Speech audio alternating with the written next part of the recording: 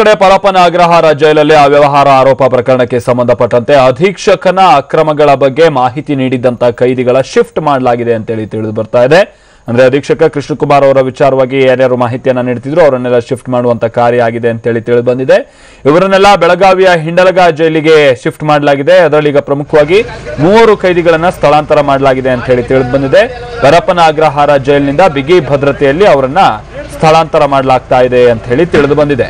So ನಾವೀಗ ಗಮನಿಸ್ತಾ ಇರುವಂತವ್ರು ಏನಿದ್ದಾರೆ 3 ಮಂದಿ ಕೈದಿಗಳನ್ನ ಸದ್ಯ ಪರಪ್ಪನ ಅಗ್ರಹಾರದಲ್ಲಿ ಇವರು ಜೈಲು ಶಿಕ್ಷೆಯನ್ನು ಅನುಭವಿಸ್ತಾ ಇರುವಂತಹ ಕೈದಿಗಳು, ವಿಚಾರಣಾಧೀನ ಕೈದಿಗಳು ಅಥವಾ ಸಜಾಬಂದಿನೋ ಬಹಳ ಸ್ಪಷ್ಟವಾಗಬೇಕಿದೆ ಇನ್ನು. ಆದ್ರೆ ಆ ಅಧೀಕ್ಷಕನ ವಿರುದ್ಧ ಅಂದ್ರೆ ಕೃಷ್ಣಕುಮಾರ್ ವಿರುದ್ಧ ಆರೋಪ ಮಾಡಿದ್ದಂತ ಹಿನ್ನೆಲೆಯಲ್ಲಿ ಅವರನ್ನ ಅಥವಾ ಅವರ ವಿಚಾರವಾಗಿ ಮಾಹಿತಿಯನ್ನ ಬಹುಶಃ DIG ರೂಪಾ ಅವರಿಗೆ ಕೊಟ್ಟಿದ್ರು ಅನ್ನುವಂಥ ಹಿನ್ನೆಲೆಯನ್ನು ಏನೋ ಅವರನ್ನ ಈಗ ಬೆಳಗಾವಿಯ ಹಿಂಡಲಗ ಜೈಲಿಗೆ ಶಿಫ್ಟ್ ಮಾಡಲಾಗಿದೆ ಅಂತ ಹೇಳಿ ತಿಳಿದು ಬಂದಿದೆ.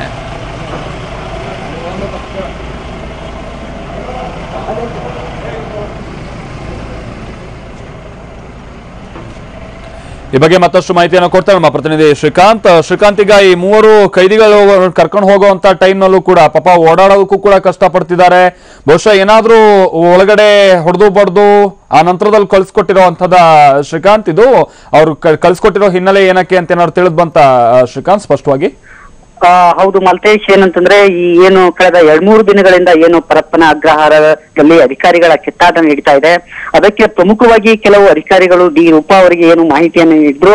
ಆ ಹಿನ್ನೆಲೆಯಲ್ಲಿ ಈ 3 ಕೈದಿಗಳನ್ನ ಏನಂತಂದ್ರೆ ಬೆಳಗಾವಿಯ ಹಿಂಡಲಗ ಜೈಲಿಗೆ ಸ್ಥಳಾಂತರ ಮಾಡಲಾಗಿದೆ ಅಂತ ಹೇಳಿ ಈಗ ತಿಳಿದು ಬಂದಿರುವಂತದ್ದು. ಪ್ರಮುಖವಾಗಿ ಏನು ಅನಂತಮೂರ್ತಿ, ಬಾಲು, ಲಾಂಗ್ ಬಾಬು ಅಂತ ಹೇಳಿ ಈ 3ರನ್ನ ಏನಂತಂದ್ರೆ ಬೆಳಗಾವಿ ಹಿಂಡಲಗ ಜೈಲಿಗೆ ಈಗ ಕರೆ ತಂದಿರುವಂತದ್ದು. ಇದೀಗ ಅಧಿಕಾರಿಗಳು ಇಲ್ಲೇ ಈಗ ಅವರನ್ನ ಒಳಗಡೆ ಸೇರಿಸುವಂತ ಪ್ರಕ್ರಿಯೆಯನ್ನ ನಡೆಸ್ತಾ ಇರುವಂತದ್ದು.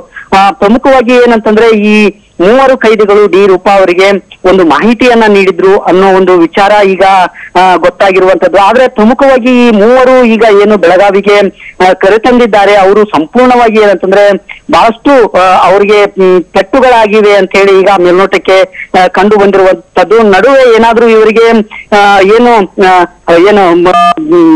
ಹಲ್ಲೆ ನಡೆಸಿ ಇವರನ್ನ ಕರೆತಂದಿದ್ದಾರೆ ಮತ್ತು ಇವರಿಗೆ ಏನಂತಂದ್ರೆ ಬಹಳಷ್ಟು ಏನಂತಂದ್ರೆ ಕಿರುಕುಳ ನೀಡಿದ್ದಾರೆ ಅನ್ನೋ ಒಂದು ಮಾತು ಸಹ ಕೇಳಿ ಬರ್ತಾ ಇರುವಂತದ್ದು.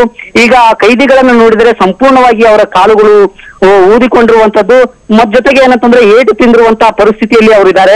ಹೀಗಾಗಿ ಏನಂತಂದ್ರೆ ಇವರು ಏನು ರೂಪಾ ಅವರಿಗೆ ಮಾಹಿತಿಯನ್ನ ನೀಡಿದ್ರು, ಆ ಹಿನ್ನೆಲೆಯಲ್ಲಿ ಇವರ ಮೇಲೆ ಒಂದು ಏನು ಹಲ್ಲೆ ಮಾಡುವಂತ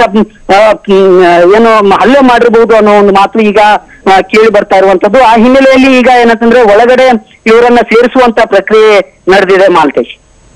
ಓಕೆ, ಧನ್ಯವಾದ ಶ್ರೀಕಾಂತ್.